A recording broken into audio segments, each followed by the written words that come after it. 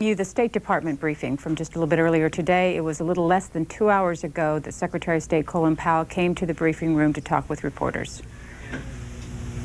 No.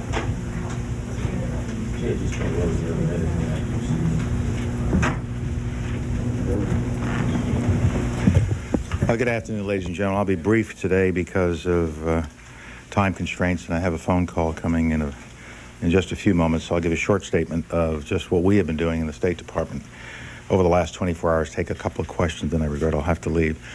We continue to work hard to build the coalition that you heard me talking about for the last several days and to get this campaign plan in place. We talked about it at the cabinet meeting this morning. The President is very pleased with the work the cabinet has been doing, and we can start to see the air traffic system come back up.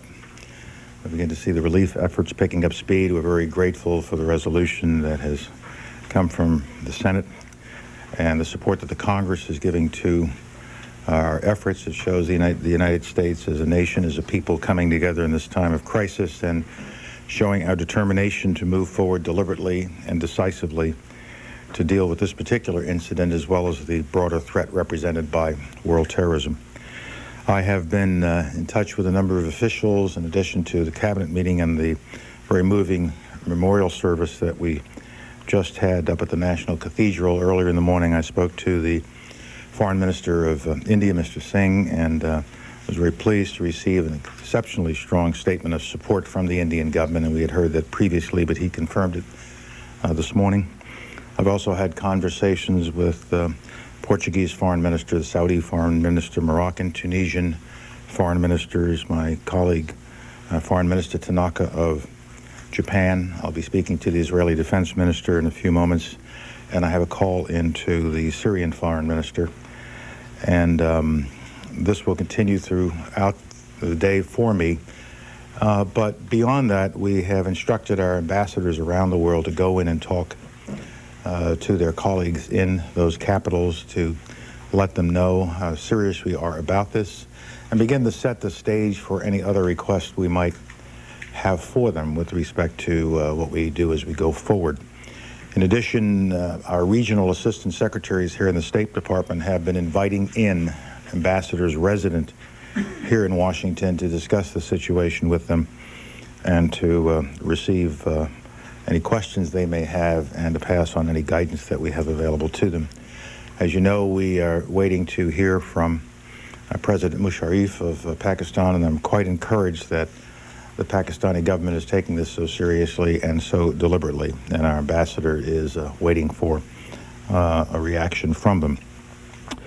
I might also say that I'm pleased that the actions of the Australian government in activating the ANZUS Treaty as an expression of support and a little similar to what NATO did, but those alliances that we hold dear and have used so effectively to keep us together as friendly nations over these many years are now, seems to me, paying off as people come forward to help us.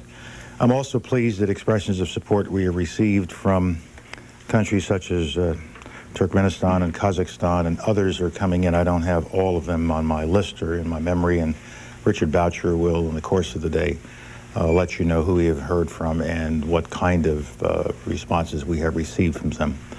And let me just stop there and take a couple of questions before I have to make a phone call. Any indications of what the Pakistan, whether you get a positive response from Pakistan? You're going to call the Syrian. Any indications yet of their position? Yes, the Syrians, President Assad sent to President Bush a very strong letter of support and efforts against terrorism. Now, of course, we have had a mixed relationship with Syria over the years, and in the course of my conversation, hopefully this afternoon with my colleague, I'll pursue the spirit of the letter that President Assad sent to President Bush and see where that takes us. And any indications from the Pakistanis, even though there's no final answer?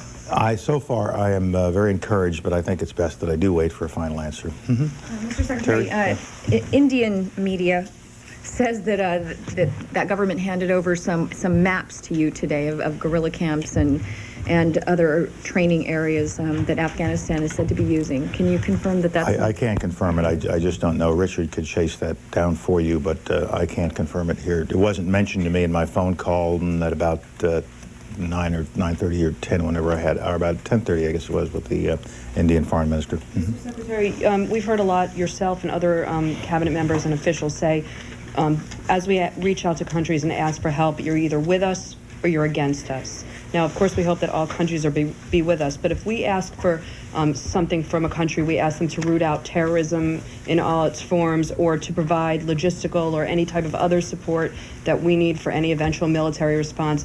If they decline, if they say that they won't do what the U.S. asks, what are the consequences for, quote, being against us? I think we have to be careful as we go forward, and we intend to be. We're talking with countries that are friendly to us, and we will present requests to them and see what they are able to do within their capacity and within their political circumstances. But if we find a particular country, especially those that might be serving as a haven or is a well-known supporter of this kind of activity, and they are simply unresponsive, and we deem that unresponsiveness to be contributing to additional terrorism or to the fertile ground in which terrorism thrives, then that will certainly affect the kind of relationship we're going to have with them in the future. I am not threatening so much as I am saying this has become a new benchmark, a new way of measuring the relationship and what we can do together in the future, and what kind of support we can provide to you in the future across a whole range of issues and activities. Yeah. Mr. Secretary, the last 2 days you've been saying that how important you think it is that despite the events here, that the tragic events here, that it's still very, very important for the Israelis and the Palestinians to have high-level meetings between Chairman Arafat and former Mr. Perez. Now, Prime Minister Sharon has now called that meeting off.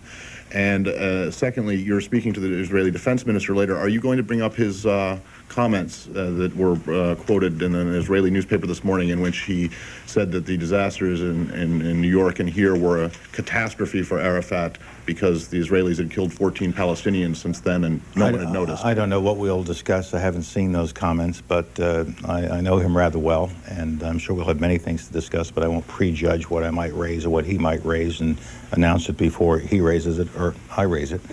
I would still hope that a way is found for the Israelis and the Palestinians to meet.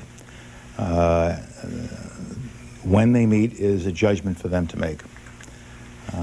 We have two leaders who have to judge their own interest. We believe a meeting is important to get the process started.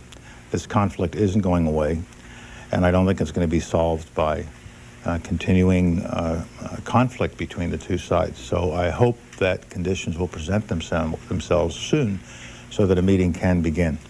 But I think it is also fair to say that the events of the 11th of September have fundamentally changed the way in which people look at terrorism and acts of terrorism.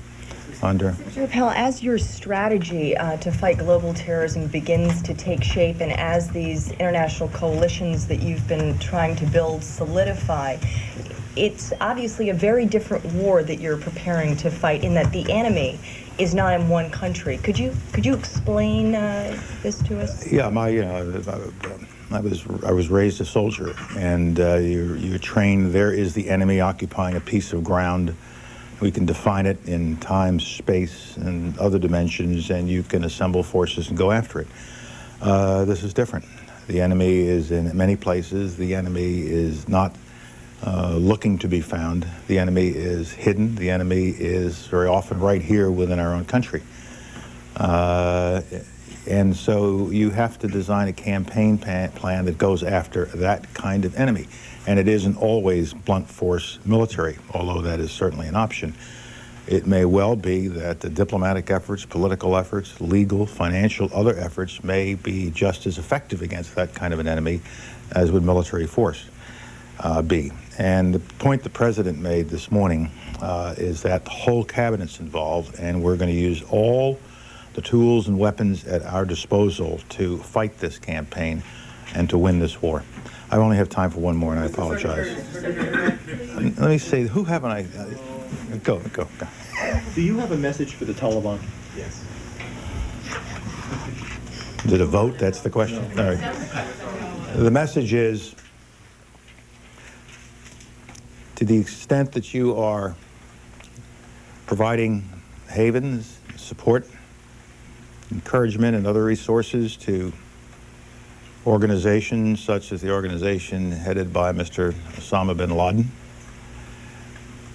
that is attacking civilization, that is killing innocent people. And I would give this message to any other regime in any other country that might be doing similar things. To the extent that you are doing these sorts of things, even though we have not yet, notwithstanding words like prime suspect, we have not yet identified Osama bin Laden as the direct perpetrator, but the evidence, we have a lot of evidence is mounting, which will allow us to determine in the near future who it is. But he certainly is the leader of that kind of organization, and to the extent that governments such as the Taliban government in Afghanistan support such things, you need to understand you cannot separate your activities from the activity of these perpetrators. And in our response, we will have to take into account not only the perpetrators, but those who provide haven, support, inspiration, financial, and other assets to the perpetrators, as the President said in his very first set of remarks some days ago. Thank you. I do have to go. Thank you.